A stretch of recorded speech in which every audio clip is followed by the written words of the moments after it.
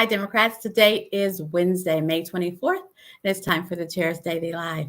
Happy Wednesday. So today's message is vote more than once. I am always out trying to register folks to vote, and I'm always out asking people why they don't vote and why they think their vote doesn't matter. And resoundingly, all over the country and having the conversations, young people have said to me, I don't really feel like my vote matters, that my vote counts. You guys have all heard it. You've heard it. But I'm all about asking one more question. And what was said to me today, as a matter of fact, and today is like the 100th time I heard it, so I thought I needed to share it. What was said to me was, I voted that one time and I didn't get what I wanted. We have to vote more than once. Even when we get what we want, we have to vote more than once. I was in conversation with Senator Julia Kurt today about online voters registration. Way back in 2015, it was authorized based on a vote of the people that Oklahoma would have online voter registration. You heard me, 2015, 8 years ago. It was authorized that we would have online voters registration. So it passed. It passed. Why don't we have online voters registration? Because people who don't care about it, people who don't prioritize it, keep getting elected. So it's not enough that we voted for online voter registration, but we also need to vote for folks who will support it. We have to vote for folks who will prioritize it. We have to vote for folks who will be loud enough to keep it top of mind. Thank goodness for Senator Kurt, because she tried to force a deadline at the beginning of this legislative cycle. That's what's important here. You have to vote more than once. Let's talk about medical marijuana. Folks showed up in droves to vote for medical marijuana.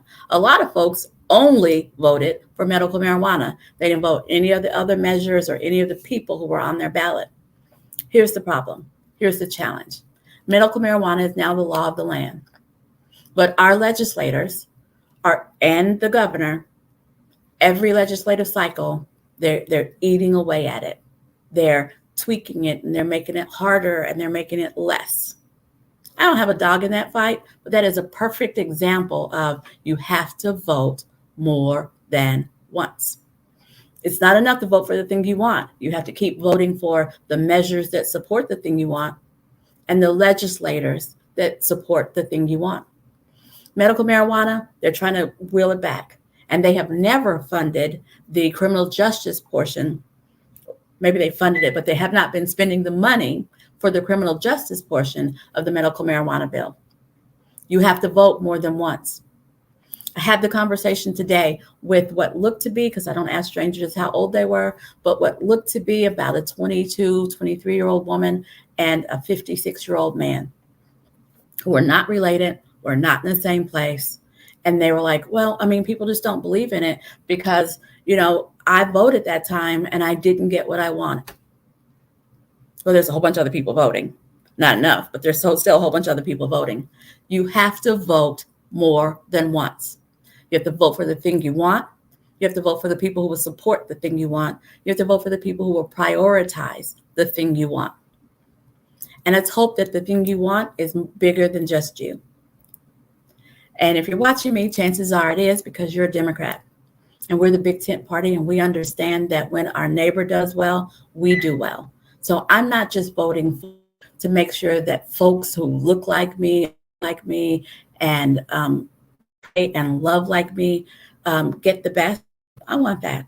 But I also want folks who don't look like me to be taken care of, who don't pray like me to be taken care of, who don't love like me to be taken care of, because, well, I'm a Democrat and that's who we are.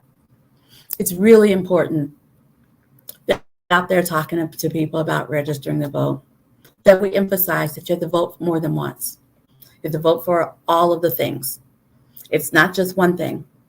We have a budget right now that isn't taking care of all of us. We have a budget that is in its final stages. Hold your horses. It's in its final stages. and it gives Governor Stitt and Superintendent of Public Instruction Ryan Walters raises. They are about to get raises.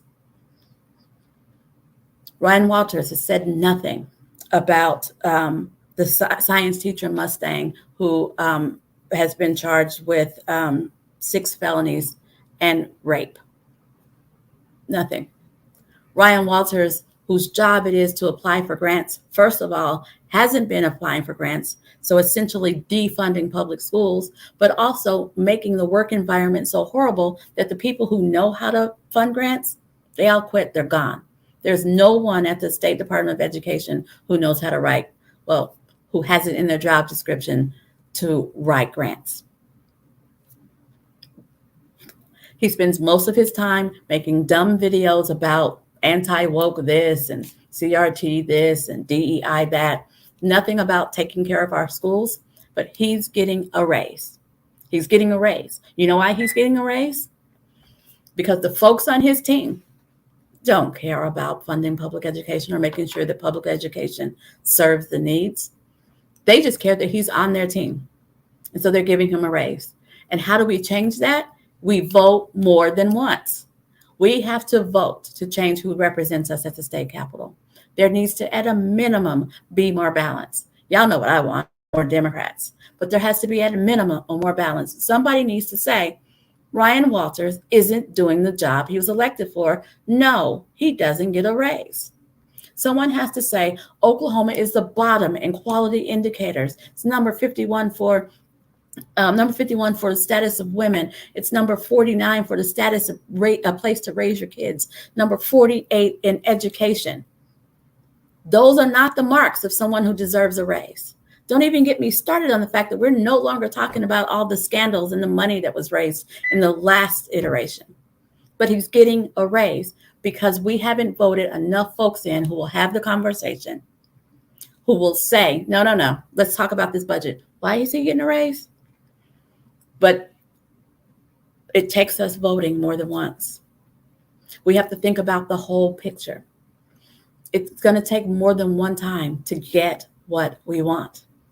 And so it takes involvement. It takes getting to know what's happening. It takes staying involved. There's a lot more that I want to talk about, but I want to just focus on vote more than once. All righty. Now it's the part where I talk about convention.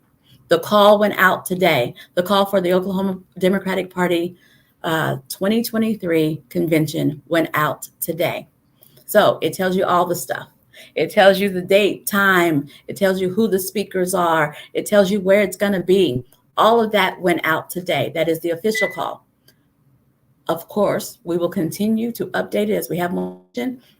We want our delegates to land in Tulsa with as much information and prepare to have the most amount of fun as possible. So don't forget, Friday night, there is a book signing at Fulton Street Books for David Pepper, who is a renowned author on grassroots organizing in democratic spaces. He's chosen Tulsa to do a soft launch, which is, the book hasn't really come out, but he's gonna give a talk on that here in Tulsa. So you can go hear from an author in Tulsa, Fulton Street Books, 6:30 p.m. Friday night.